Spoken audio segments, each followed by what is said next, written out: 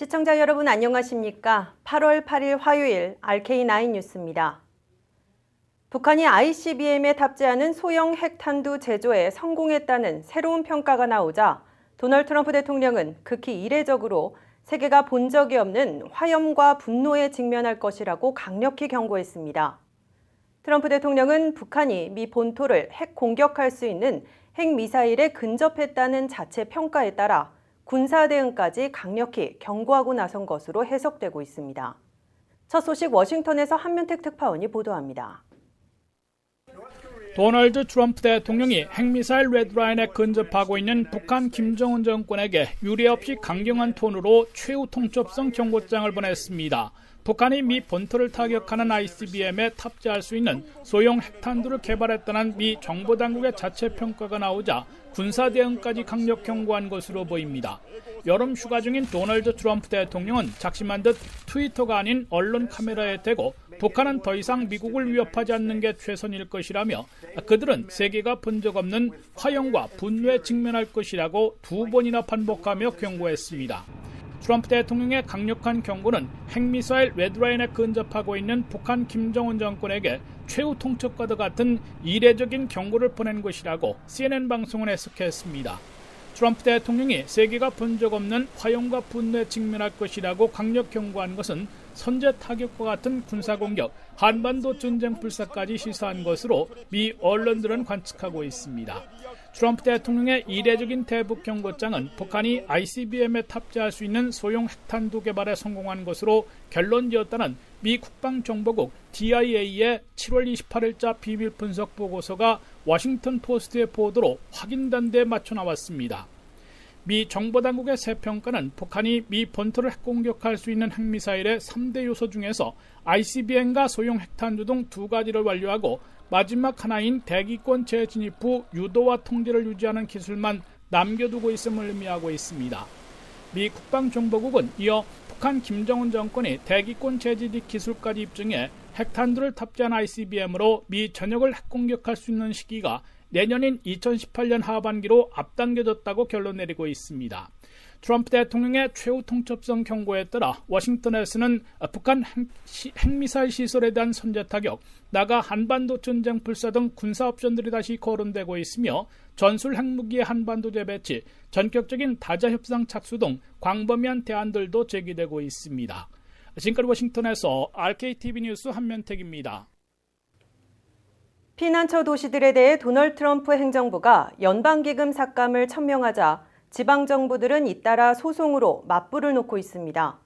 LA시 역시 연방법무부가 요구한 지원금 수령 조건을 따를 수 없다면서 반대 목소리를 높였습니다. 문지혜 기자가 보도합니다. 도널드 트럼프 대통령이 피난처 도시들의 목을 조이기 위해 연방기금 중단 조치에 나선 가운데 LA시는 반기를 들었습니다. 연방법무부가 공개한 지원금 수령 조건에 따르면 각 지역 정부는 연방정부가 구치소에 수감된 재소자들에 대한 접근권을 보장해야 하며 불법 체류자 신분의 재소자들의 경우 석방 48시간 전에 이를 미리 연방이민단속국 ICE에 통보하도록 요구하고 있습니다. 이에 대해 피난처 도시들은 연방정부가 시 교정시설을 연방화하려 한다고 비난했습니다. 마이크 피어 LA시 검사장도 법무부의 새로운 가이드라인이 LA에 적용되면 안 된다고 주장했습니다. LAPD는 체포 후 용의자를 48시간 이상 구금하는 일이 거의 없기 때문입니다.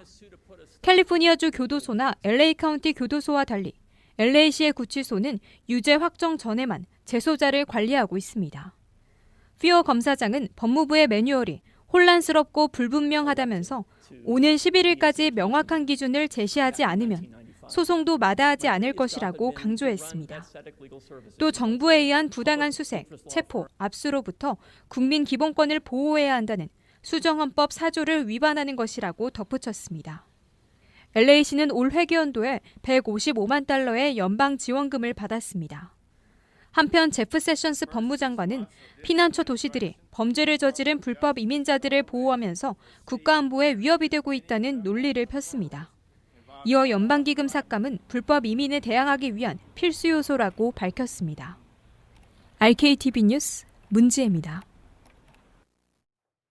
도널드 트럼프 대통령의 강경 이민 정책에 영향을 받아 미국 내 각 주 의회에서 이민 법률이 올해 2배나 급증한 것으로 나타났습니다.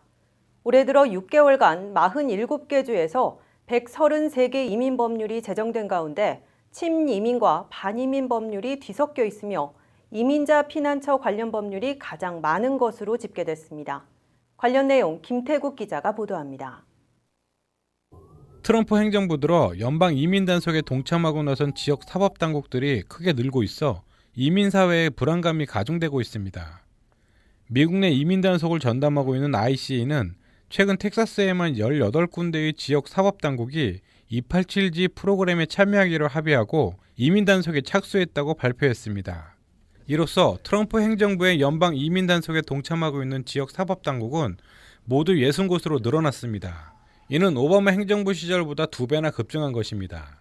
이에 따라 287G 프로그램에 참여하고 있는 지역에선 지역 경찰들이나 셰리프들이 교통 단속만으로도 불법 이민자들을 체포해 구금하고 있다가 연방 이민당국에 신병을 넘길 수 있게 됐습니다. 현재 287G 프로그램에 동참해 이민 단속을 실시하고 있는 지역 사법당국은 주로 텍사스와 플로리다 등 카운티 경찰 또는 셰리프들로 공화당 아성 지역들이 대부분을 차지하고 있습니다. 반면 이민자들이 많이 몰려 살고 있는 로스앤젤레스를 비롯한 캘리포니아, 뉴욕, 시카고 등은 287G 프로그램에 동참하기를 거부하고 반대로 이민자 피난처를 고수하고 있습니다.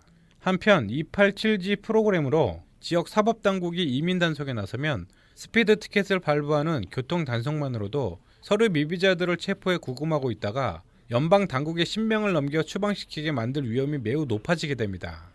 심지어 다른 지역에 거주하는 서류 미비자들도 287G 프로그램에 참여한 지역을 방문했다가 스피드 티켓 등 교통법규 위반으로도 이민 단속될 위험이 높아질 것으로 경고되고 있습니다. RKTV 뉴스 김태국입니다. 미국 국민의 시민권 포기가 갈수록 늘고 있는 것으로 나타났습니다. 워싱턴 포스트는 오늘 재무부 자료를 인용해 지난해 시민권을 포기한 미국인은 5,411명으로 1년 전보다 26.5% 증가했다고 보도했습니다. 미국 시민권 포기자는 2014년 3,414명에서 2015년 4,279명을 거쳐 지난해 처음으로 5,000명을 넘어서는 등 최근 3년 사이 58.5%나 증가했습니다. 약 20년 전인 1998년 당시 미국 국적 포기자는 398명에 불과했습니다. 2010년 해외금융계좌신고법 FATCA 제정으로 재외 미국인의 세금 신고가 한층 강화된 가운데 관련 서류 작업과 비용 문제로 아예 국적을 포기하는 이중 국적자들이 많아졌기 때문입니다.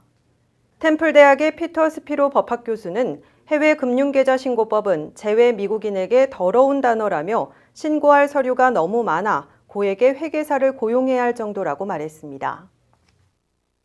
RK9 뉴스 잠시 후에 계속됩니다.